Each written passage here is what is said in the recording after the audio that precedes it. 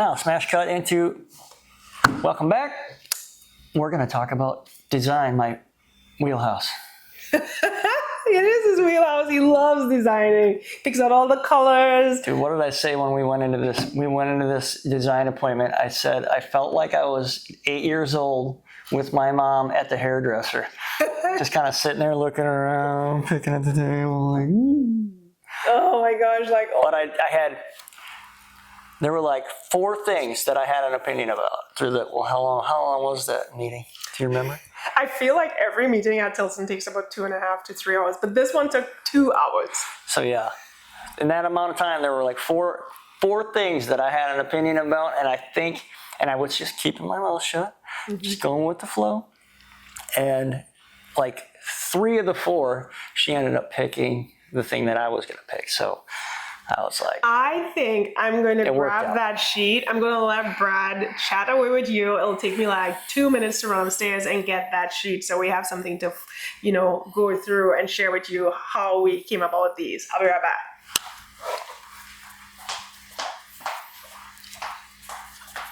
I feel naked. Yeah, this design appointment, and I joke a little bit about not really having an opinion on the matter. I mean, for me, the biggest thing is going to be just, the outside portion of it. That back porch is going to be my man cave. But I trust Renata, she has a really good eye for design, and I don't know if it all kind of started because she grew up sewing, doing fashion and creating her own clothes and stuff like that. So she's pretty talented at putting together different colors, and just putting designs together. So I totally trust what she's doing, so that makes it easy for me. I don't really have that big of an opinion on it. So.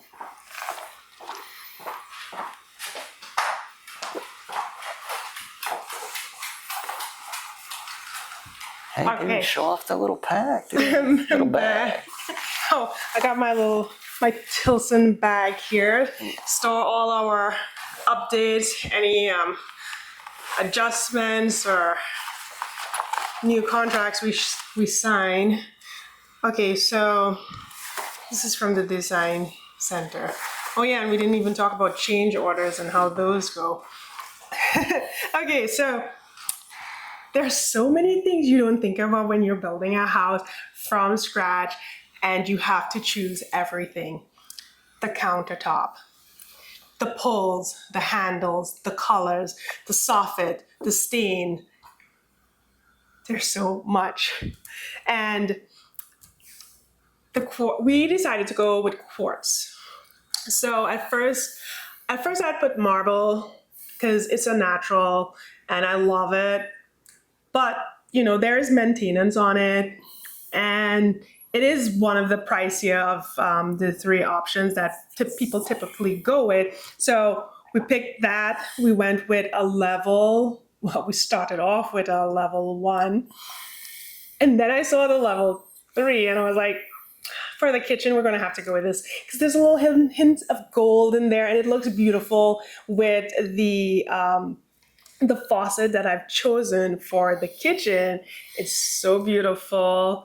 Had to do a bridge. It just looks so beautiful. It also is really timeless. That whole island design with the quartz and the bridge faucet. We also have a separate sprayer, and I did an addition, an upgrade. I added a beverage faucet because we're going to have that reverse osmosis water system throughout the house.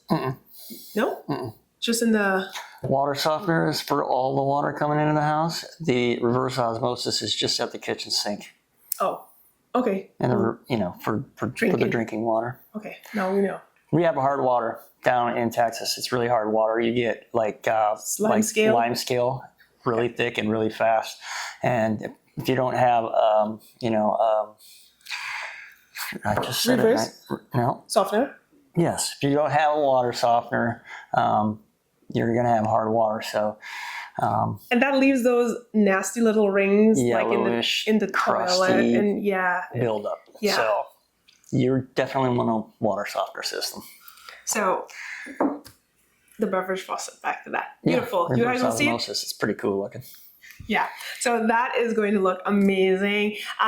We had to pick out grout, and like for every different thing had grout. Like, what is this color? And I can't believe I'm looking at the our design assistant. She knows every single grout color and their number, and I'm like, oh my god, there are a million little sticks in this box. I'm like, how does she know this? She's professional. Yeah. So we had to choose that. And then for our walls, we're going with Shoji White throughout the house. We're also going with Snowbound for our trim. And I decided that I need to know what these things look like. So I might do another video and share it with you. I picked up some sample from Sherwin-Williams. I'm going to paint little, I don't know, we have wood outside. So I'll paint those, and so I know, because these are colors that I could, if I don't like it, I could change it right now. But you're going to have to live with these colors for a little while, especially the color that we're going with on the outside, which is Fleur de Sel. I think I'm saying that properly. Sounds fancy. Fragile. It's good talent. So I'm going to do that because I feel like if you're paying money to paint the whole outside of your house, and our house is stucco and stone, you need to know that you like that color because it's going to stay on there for a very long time. So I'm going to test that out. We also upgraded and picked out some tile for our backsplash. We visited Portugal and Spain when our daughter was in School of Rock, and I had the most amazing time in Portugal. It was just so beautiful. I love everything about that whole experience, the feel, the people, the style, everything. And I really wanted to integrate that into our home, have some sort of Portuguese kind of Mediterranean kitchen. And that's why I picked out this tile option for our backsplash. So we did modify the kitchen a little bit. And I think I just can't wait to see it because you can visualize it a lot and you know, see it in your mind's eye, but just to actually physically see it, I think it's going to, I don't know, I might cry because I think it's going to look very, very beautiful, homey and welcoming. I don't want the home to feel too farmhousey, but I still want it to feel like me. I have so many different styles. I hope that I can blend them well so it's a very cohesive and welcoming space. So those are the countertops for Quartz. Then we picked out the colors. We had to also pick out our poles, and I haven't received a quote for the poles yet. I'm going with the champagne bronze for all the other fixtures throughout the house that they provided, and I needed to get a color to match that for our poles. And the options that they had wasn't to my taste, so I decided to go with one of their resources. So we're just waiting to see what that will look like. What are your thoughts on all of this overall, Brad? Because you always say that I am the You're the design lady. I'm the design lady. Is there anything that you didn't like that I went with or chose? No? Well, it was there. I mean, there was a situation where, I don't know if it was the color of the cabinets right in the kitchen where it was, one was a kind of a bright white and the other one was a little more muted, like off-white. Stark white. Yeah. Bone. It was one like a bone color. One was a level 1, which is cheaper, and the other one was the level 2, which is a little more. And I didn't say anything. I liked the one that was a little bit more, and we're trying to be mindful of the cost of everything because it can add up fast. I mean, you start adding up all these little things. If you go the next step up, it can get out of hand really fast. Mm-hmm. And so that was one of the things where I'm like, it's a big thing. There's a lot of square footage with these colors on it, and I just knew it was going to bug me. Stark white. Yeah, if we didn't, I mean, over time we were like, oh, we should have gone with this. We should have gone with the other color. We should have gone with the other color. So that was the one where I was like, let's definitely go with the level 2 on that color, because I think it's going to I think it looks a lot better. Yeah, and then the flooring, we picked one of their LVP colors, Walnut Waves. It's not too dark, it's not too light. I really like that color as well. It won't feel too heavy. Right now, we have a great floor here in this rental. The cabinets are dark, and I don't mind dark. I just don't love dark. I just like a more brighter, airy feel. And I think what we've chosen will work very well. I think that color was Nubia's gray, Brad. Oh, that's Nebulous gray right there. Actually, Walnut Waves, cabinet, I can't. butler's pantry. Yeah, there is a lot. Where's the urban gray or whatever? Urban browns. Urbane. So there was a situation. Is this a one page? Yeah, the one. Oh, shit. Double side. So because we have the cathedral from the living area all the way through to the back porch, we had to go with a color, because there's a beam going straight through, and that color is Jacobean. That's the color of the stain. And we thought onyx black in there because of the height. After looking at it, we're like, well, maybe the urban bronze would work well because it's more brown and black than just dark black.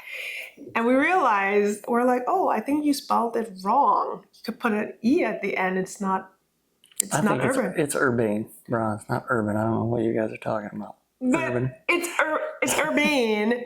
But myself and our sales consultant have been saying urban brown all the time. And we're like, you spelled it wrong. But that wasn't the case. Anyway, that was just a side note. You also have to pick the style. It had to be there. It was funny. Which one? I said you had to be there. It was a little funny. Yeah. I don't know why you guys are calling it urban. Hey now. Okay, so there's so many things like the style of the cabinet doors. We went with the Grooveland, and then there's also Village. And I think they're so pretty. They're going to look really nice. We changed up the butler's pantry as well. There's going to be a backsplash in that. So once I get the final architectural sheets, I can walk you guys through that. Obviously, it's not the same as actually seeing the home built, but it just progresses you to the next level and actually feel like you're going somewhere instead of just seeing everything on these sheets. So you have a more visual view of the home. So I'm pretty excited about it. We do have a lot of things to do between now and then. We had to come up also, yeah, they're submitting the construction plan, so we had to whip together a quick, also a requirement for the development we're living in. There has to be a landscaping plan included with the construction application, so we had to whip together a landscape. I mean, we thoroughly planned out the landscaping project to make sure that we had it available to submit with the application. The rest of the new home build application. So on top of being Renata, the designer and interior decorator, I also became Renata, the landscape artist. So it was interesting. And I think the design actually is pretty good. But now that we have a drone, getting photos and overhead aerial shots, especially of the bare land, and then once the house is on there, or at least once the foundation is poured, I'll know exactly where I need to put things, because we'll take a photo of that and then we'll try to get it to scale. And we also have to set back. Did we tell them we had to set back our house 50 feet? Yeah, No, we didn't say that, but yeah, those rules are all set out. The house has to be 50 feet back from the road. 40 feet in front of the house has to be landscaped. 10 feet around the sides and the back have to be landscaped at the finish of construction.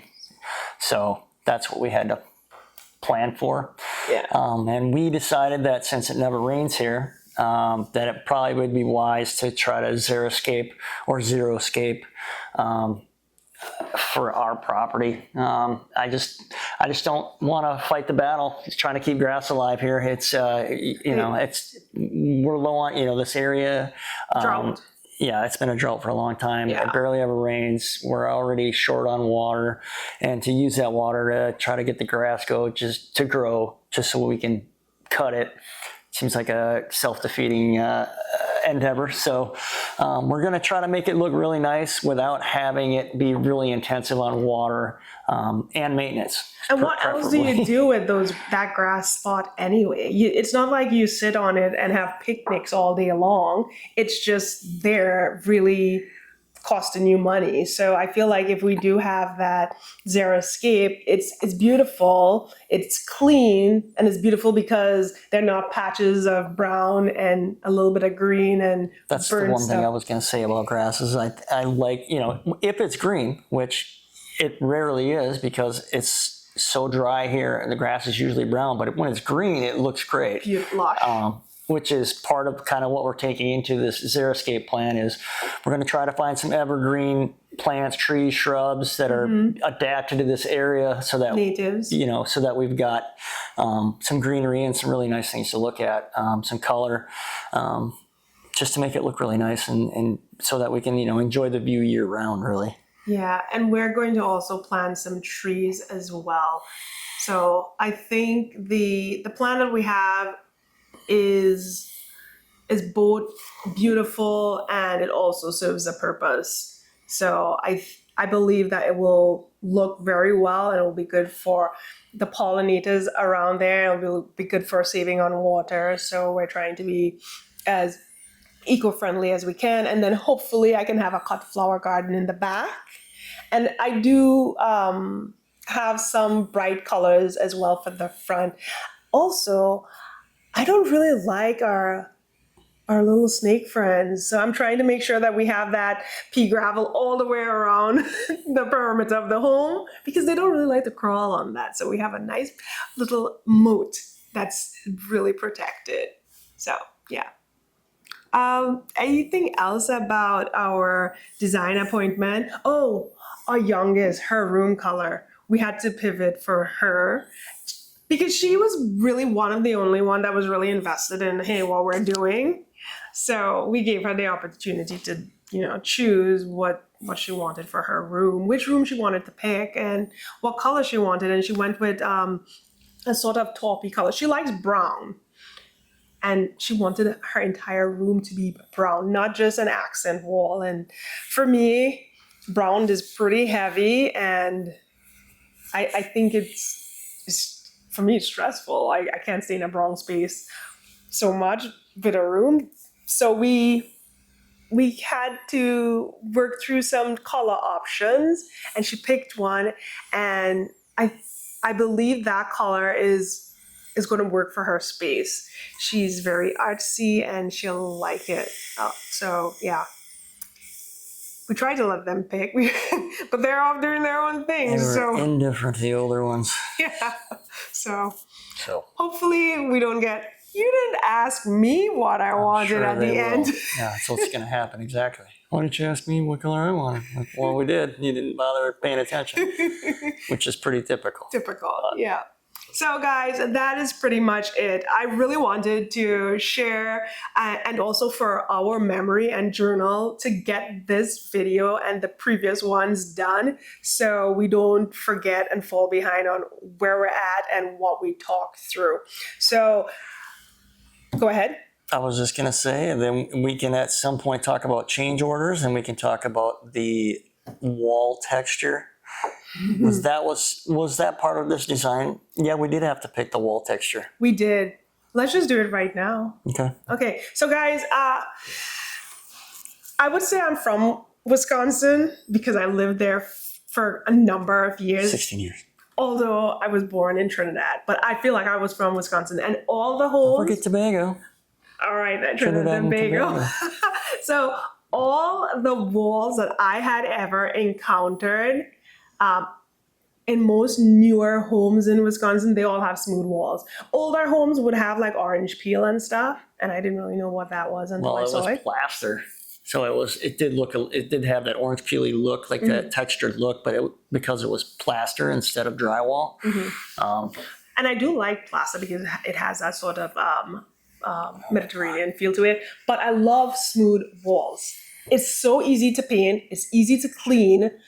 And here, right now in Texas, every single home that I see, they have these. So maybe you can display some footage and like of that wall right over there, just to give an Textured wall. idea of what it looks Yeah, like. I'll share with you guys what the walls look like. And I don't like it. I really don't. So I talked to my consultant and I'm like, I want smooth walls. Please, please, please. They don't do that. They don't have anyone with that sort of talent to do smooth walls. And when you put up sheetrock and you put your drywall. Sheetrock. Sheetrock's is a brand of drywall. Drywall. Nobody cares. They're probably like, oh my God, how does she live with that guy? So annoying. When you put drywall up and then you tape it and you mud it, it's pretty much smooth. So I just don't understand how come there isn't really anyone that specializes in that, and why is that a different level? So we're waiting to see if we can add that and what the cost is. And that moves us into change orders. Gotta get Downey in here. Call up Downey. He's got a friend that in Wisconsin. That's all he does. He's a drywall specialist. Change orders. So that will be a change order if we so. We're trying to figure out what the cost. She had mentioned that they don't have anybody that does that, but people do that. So there are people who can do smooth wall, drywall installation, but apparently it's not very common down here. So we're having to find, thankfully, they're having to find somebody or trying to find somebody who can do that kind of work and then give us an estimate. Like, is it going to cost more? Is it going to cost less? Is it the same? Because if it costs more, we'll have to do a change order to the plan, which we get. Do we get a certain number of those before we have to start getting charged for? Yes, not a certain number, but before they release our plans to construction. if we make any changes after that, then we have to pay a fee for any changes. Right. There's a specific fee for light work, and then there's a higher fee for structural changes. So there we have it. So far, and it's a nice encouragement to have your stuff together before you get started, because it's got to be annoying. Like, I can see their point with that. It's got to be pretty annoying. Thought we're all squared away, we're ready to go. Let's get building, and then let's change this. So you go back. And luckily for me, they don't mind, but yeah. And if you're building your house, you're gonna want to be able to make your changes, whatever. You're gonna want it to be what you want it to be, but it's gonna cost you money if you can't lock down what you really, really want. But sometimes there's so many things you don't think about.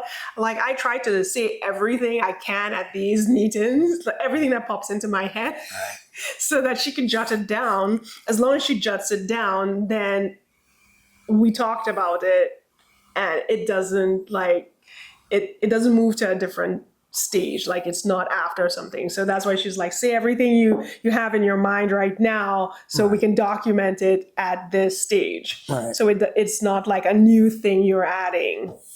So what was the meeting after the design appointment meeting when we went in? Was that like final approval? I signed. That was our signing day? That was our signing. No, it wasn't, right? Because we signed and then we went into there, and that's one of the switches and outlets thing. Or was that signing day? That was signing day. That was signing day when we combed through. Yeah. I said. Why am I crying? Like you said, Roger. Yeah. You're weeping. Right. I'm weeping. All right. No, I believe that was signing because we had to do our design. We had our design meeting, and then she would put that into the e-ticket. So yeah. So that was signing day. Yeah, we went in for signing day. We had basically the layout, the top view of this of our plan, and it showed where all the stuff is going to go. So it showed where the switches and outlets are going to go. We got 3 water spigots. We got to pick where those were going to go. So that was another decision we had to make where we wanted those boys. We added one. Yeah. You can add outlets and receptacles wherever you want. It's just, depending on how many you have, it just costs more money. So we decided we were also going to get, for Christmas lights and things like that, on some under soffit plugs, outlets so that we can plug Christmas lights and stuff in. And then also we got to see where the switches were going to go and what lights. The mechanicals? Yeah, which lights were controlled by which switches. And we made quite a number of changes there. The outside lights had the fans out back, and the lights were all on one switch. So you flip the light on and everything comes on all at once. And we didn't really want to have that. We wanted the fans on a different control than the lighting, so that if we were outside and we wanted to shut the lights off but still have the fans going, that we could do that. There were some other things also, like those switches were all inside on the interior wall. And there was like this bank of switches that was 5 or 6. It was just a pile of switches all in one spot. And I'm like, is there a reason we can't move those switches, especially for the fans? Those were the ones I think we moved, right? Yes, the fans go out. Move the fan switches to outside, because you're not going to turn the fan on unless you're probably outside. My reasoning behind that. So let's move 2 of those, 1 or 2 of those switches to the back. Yeah, because there were 5 switches on the inside in the kitchen to control all the lights and the fan outside, and nothing on the outside to control anything. So you'd always have to walk back in. And we have technically 2 back porches. So when you go into the cathedral area, you can't get in the house because we have windows there. So how do you operate the light? You have to walk all the way around. So he was like, no, that's not what we're... Lighting. Oh, yeah? Run out of battery. Yeah. How is that possible? Because we're yakety yak. Lord, I hate a yakamaja. Let me just pause this right now. So. Oh yeah, I'm just taking a little look-see at this change order, and all the stuff's coming back to me. All the memories. So far we have 3 change orders. So my dear wife is particular, obviously, about the style and what's going to go in there. So there's different tiers, different packages for lighting. And if you don't like what's there, you can do whatever you want, really. So you can just decide to have it wired, but no light put in. And so there's a lot of those types of changes going on. A lot of changing, like if you just imagine a bathroom vanity where you've got just a mirror, they'll just put on just a mirror, no frame, and get that on the wall, and then you've got your vanity light over the top. For some people, that's just not going to do it. So you don't have them put mirrors in because you're going to go find your own mirrors, and you don't have them put the overhead lighting in because you're going to do sconce lighting on the side instead. And I'm sure it's going to look amazing, but that is going to put a little more work on the homeowner to go find those things and get those things purchased and installed afterward. But if you like to do that sort of thing, it's not a problem. It's not a problem. So yeah, I love to do that stuff, and I have ideas for the powder room. Oh, we got ideas. Got lots of ideas. So yeah, we've done we have more ideas than funds to put those ideas into practice. We got outside ideas, we got inside ideas. We're already plotting on how we're going to change this and paint that and do this thing. I'm like thinking, are we building a brand new house? What's going on? It's not going to be finished. He keeps saying that we're building a new house. Why do we have plans to do stuff? So I think we've fully negotiated a cooling off period. So once the house is completed, we can just wait a little while before we dive into home improvement projects.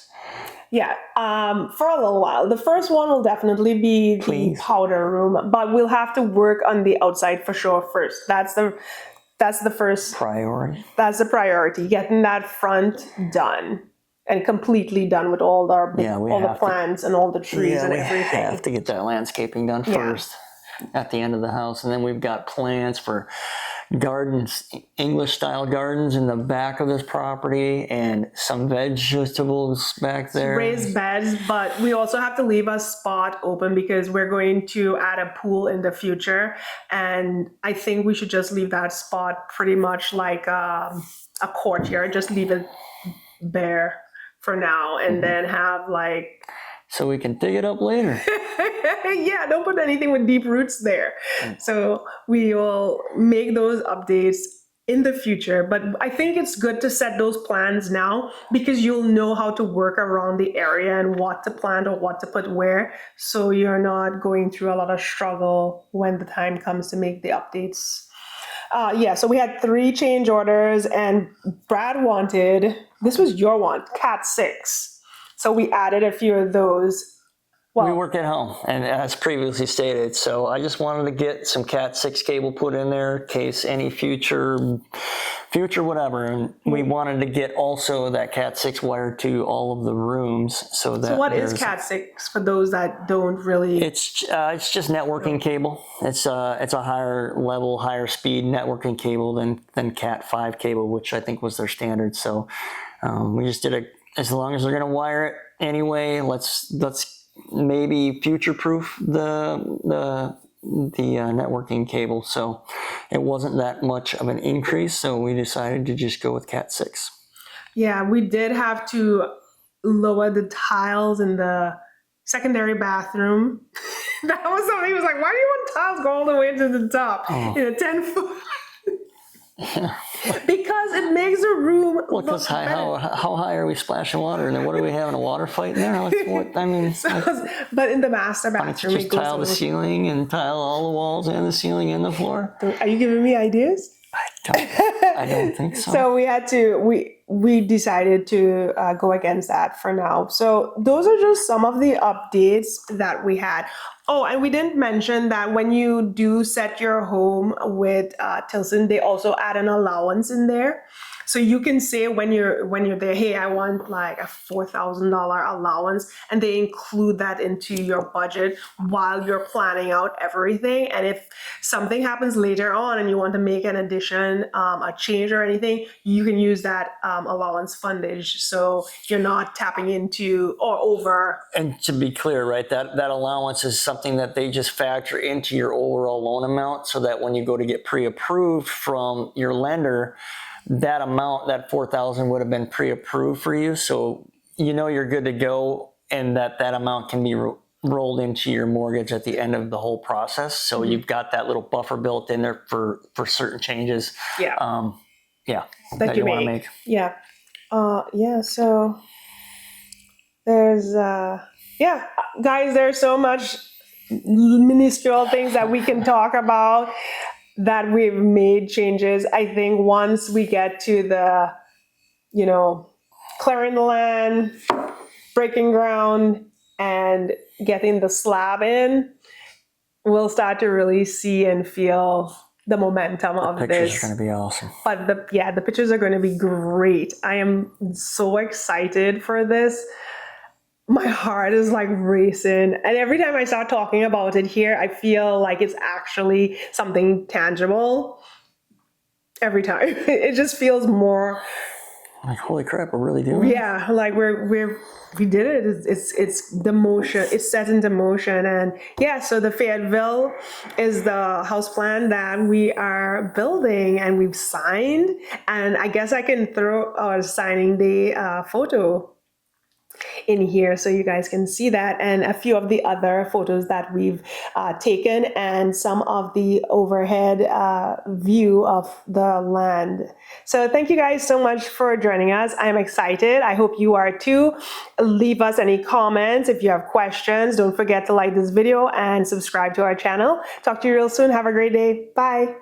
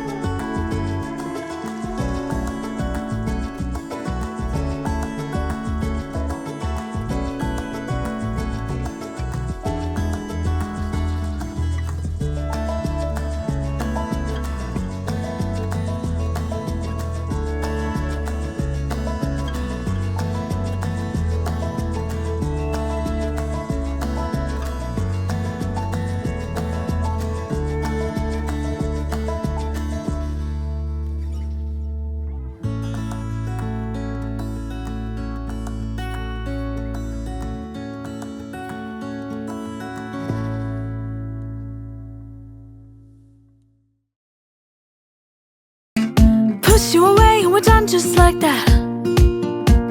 Something about you is pulling me back, and I'm holding